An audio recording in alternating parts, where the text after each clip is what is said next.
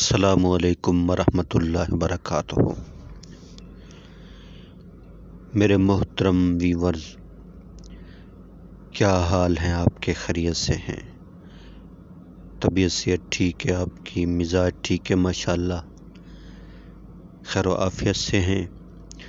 میں اللہ کریم سے دعا کرتا ہوں آپ ہمیشہ خوش رہیں، ہنستے رہیں، مسکراتے رہیں۔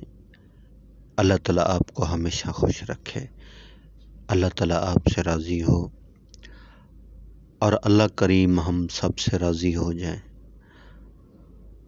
اور اللہ کریم ہم سب سے راضی ہو کر ہمیں دنیا اور آخرت میں کامیاب کر دیں۔ اللہ کریم ہم سب کی حفاظت فرمائے، ہمارے ایمان کی حفاظت فرمائے، ہمارے ملک پاکستان کی حفاظت فرمائے، ہمارے اداروں کی حفاظت فرمائے۔ اللہ کریم ہم سب کو رمضان المبارک کے سارے روزے رکھنے کی توفیق عطا فرمائے۔ اللہ کریم ہمیں اس مبارک مہینے کی قدر کرنے کی توفیق عطا فرمائے۔ اللہ کریم ہمیں اس مبارک مہینے میں سارے روزے رکھنے کی توفیق عطا فرمائے، قرآن پاک کی تلاوت کرنے کی توفیق عطا فرمائے، ذکر کرنے کی توفیق عطا فرمائے، اور دوسرے مسلمان بھائیوں کو روزہ افطار کرانے کی توفیق عطا فرمائے۔ آمین۔ الحمدللہ، اللہ کا بہت بڑا احسان ہے، کرم ہے، اس کی مہربانی ہے، اس کا فضل ہے کہ ہمیں رمضان المبارک کا پہلا روزہ رکھنے کی توفیق عطا فرمائی۔ یہ اس رب کریم کا بہت بڑا احسان ہے، بہت بڑا کرم ہے۔ رمضان کا آنا رحمت ہے، برکت ہے، درجات کی بلندی ہے، سبحان اللہ، اور رزق میں برکت ہے۔ آج ماشاءاللہ پہلا روزہ ہے۔ فرمایا کہ پہلا جو عشرہ ہے اللہ کی رحمت ہے، اس میں ایسے اللہ کی رحمت برستی ہے، ایسے رحمت برستی ہے کہ نہ پڑھنے والا نماز بھی مسجد میں چلا جاتا ہے، نماز شروع کر دیتا ہے۔ یہ اللہ کی رحمت ہے، رحمت کی وجہ سے نہ پڑھنے والا نماز مسجد کے اندر چلا جاتا ہے، نئے نئے نمازی آ جاتے ہیں، اس مبارک مہینے کی برکت سے، اس رحمت کی برکت سے۔ اور روزے دار جن کو اللہ توفیق عطا فرماتے ہیں وہ روزہ رکھتے ہیں۔ اور فرمایا پہلا عشرہ رحمت ہے اور دوسرا عشرہ مغفرت ہے۔ اللہ کریم ان کی مغفرت فرماتے ہیں جو پہلے عشرے میں روزہ رکھنا شروع کر دیتے ہیں، نمازیں پڑھتے رہتے ہیں،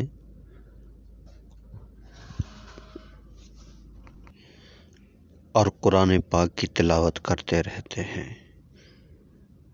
اور یہی لوگ اللہ کو بڑے پسند ہوتے ہیں، اور یہی لوگ مغفرت والے عشرے میں داخل ہو جاتے ہیں، سبحان اللہ۔ اور تیسرا عشرہ جو ہے نا وہ ہے عتق من النار، جہنم سے آزادی کا۔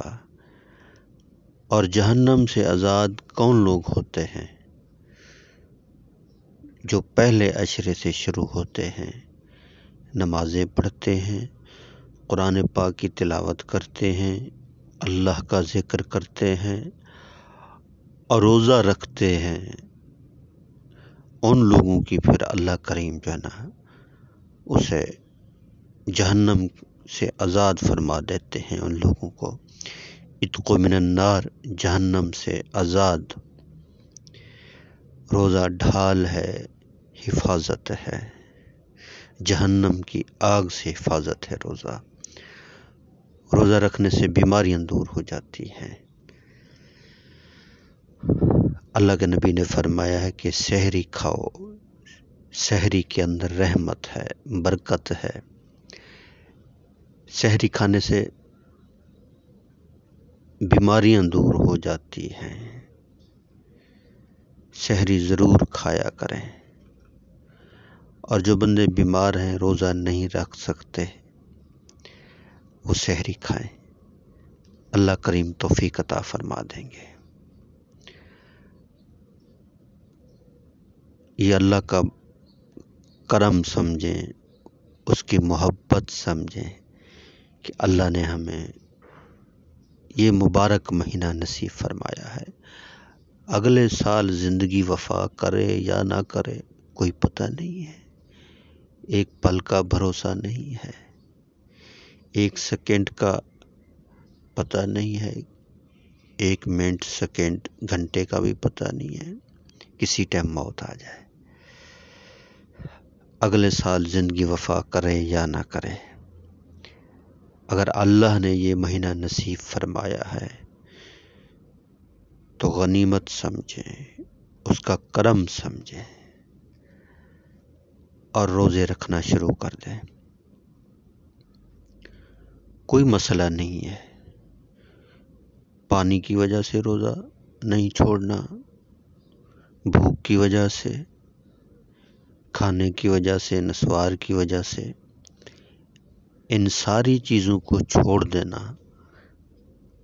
مگر روزے کو نہیں چھوڑنا. اور ہر عمل کا بدلہ جو ہے نا وہ فرشتے لکھتے ہیں. اور روزہ ایسا عمل ہے کہ اللہ کریم جو ہے نا اس روزے کا اجر جو ہے نا خود اللہ پاک انسان کو دیتے ہیں. اور فرمایا کہ روزے دار کی منہ سے نکلنے والی جو مہک ہے نا وہ اللہ کریم کے آگے ایسے ہے جیسے مشک اور عنبر. اور افطاری کے ٹائم میں فرمایا کہ اللہ کریم کی ایسی رحمت برس رہی ہوتی ہے. کتنے انسانوں کو اس روزہ رکھنے کی وجہ سے اللہ کریم معاف فرما دیتے ہیں. تو روزے رکھنے ہیں، اور جو نہیں رکھ رہے وہ ابھی سے نیت کر لے، کیونکہ روزہ اللہ کا حکم ہے. اللہ نے خود فرمایا ہے اے ایمان والو روزے رکھو، روزے تمہارے اوپر فرض ہیں جیسا کہ پہلی امتوں کے اوپر فرض تھے تاکہ تم بچ سکو. تو کسی حال میں روزے کو نہیں چھوڑنا. ہاں اگر معقول وجہ ہے، کوئی بیماری ہے جس کی وجہ سے اگر نہیں رکھ سکتے تو اس انسان کی مجبوری ہوتی ہے. الحمدللہ اللہ نے صحت دی ہے، صحیح سلامت ہیں، چل رہے ہیں، کھا رہے ہیں، پی رہے ہیں، تو ہر کام میں نمبر 1 ہوتے ہیں. مگر دین کے معاملے میں ہم لوگ زیرو. تو ہم زیرو نہیں، دین کے معاملے میں بھی ہم ہیرو بنے. ہیرو اللہ کو پسند آ جائیں، اللہ کے ہاں ہمارا مقام بن جائے، اللہ کے ہاں ہماری عزت ہو. کیونکہ ہم سب مرنے والے ہیں اور ضرور مریں گے. جو اس دنیا میں آیا ہے وہ ہمیشہ رہنے کے لیے نہیں آیا، مختصر وقت کے لیے. اور جس دن وہ وقت پورا ہو جائے گا پھر چھٹی.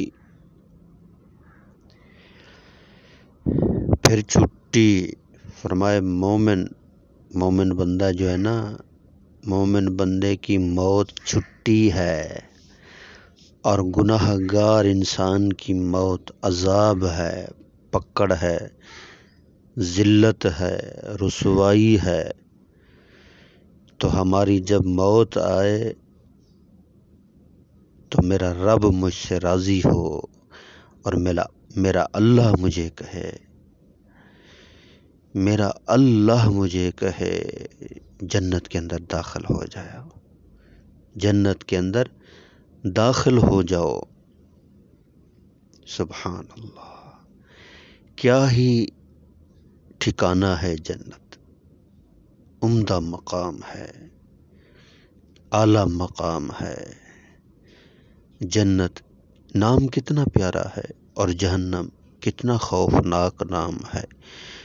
جب نام کے اندر اتنی مٹھاس ہے اور نام کے اندر اتنا خوف آ جاتا ہے تو وہ جنت کیسی ہوگی اور جہنم کیسی ہوگی۔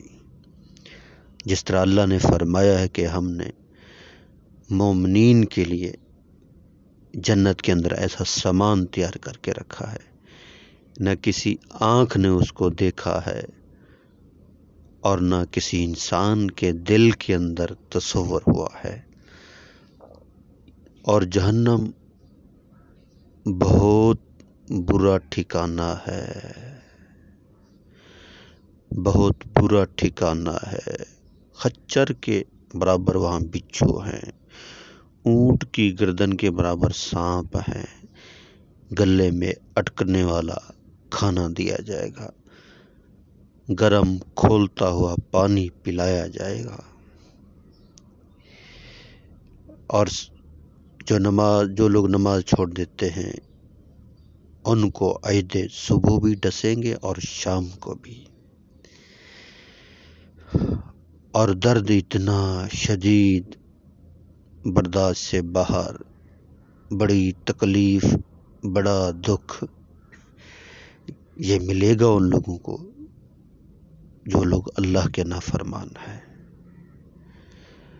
اس عذاب سے ڈریں جس طرح اللہ نے فرمایا ہے، اے ایمان والو اپنے گھر والوں کو جہنم کی آگ سے بچاؤ،